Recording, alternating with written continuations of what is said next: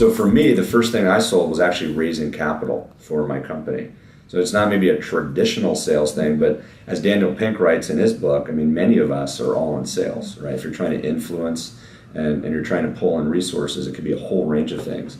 And so for me, my career started as an entrepreneur in my 20s, and just that joy of being able to get something started.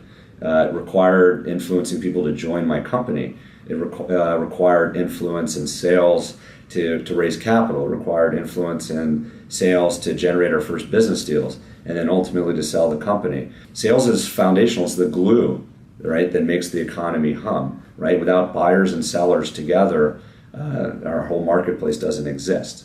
One of the most important things in sales is confidence, and that comes with more experience. I think another thing I've learned over time is you really reshape it. It's not about you, it's about the buyer, and really trying to get into their shoes and understand what's valuable to them.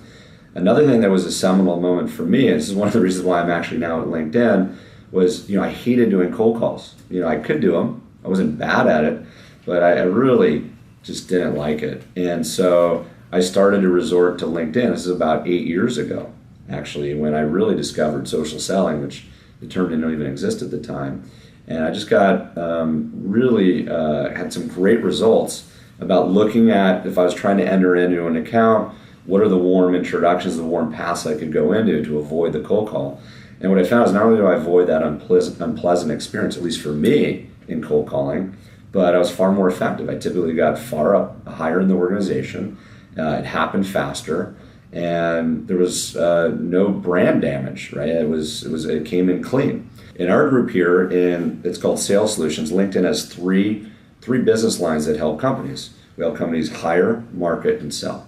As I represent here Sales Solutions, the one around selling, we have a mission and a vision, and we distinguish between mission and vision. Mission's what you go after, it's an objective that you go seek after on a daily basis, and what's your true north. The vision's the dream. So our mission is to connect the world's buyers and sellers to build relationships. And that's basically what we do every day, which is social selling. We want to increase the world's social selling expertise. But our vision, which is our 5-10-year dream, is to elevate the sales profession, to lift it. And that can mean lots of different things. To many people on our team and people that we talk to, it means a day where far more people want to get into sales. And again, I think we're on the way, because social selling does put the salesperson in a better light and helps make the profession even better than it is today. I'm actually very excited about that idea of some sort of public professional profile of a salesperson. I mean, it's no different than if you think about marketplaces, right? If you're a seller on eBay or a seller on Amazon, the community is essentially helping evaluate. And if you look at where LinkedIn's going with things like recommendations and endorsements, it doesn't seem like it'd be a huge leap to one day get there for individuals. I think the attitude that salespeople need to display is a couple things. So one is, again, this notion about relationships is really, it's about a win-win together. It's not about transactional. It's not about what am I going to get. It's not about the hard pitch. It's a conversation. It's around sharing insights about what's going on in the industry and about that company. I think two is around listening. That's so critical to sales.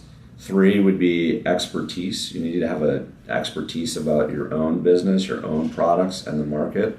Fourth, I think, is what I would call learning, agile learning. And so as a salesperson or any professional, constant self-improvement. We have to continue to learn and grow. And then I think the fifth one is confidence. Having confidence in what you do, believing in what you do, believing you can help people, believing in your products.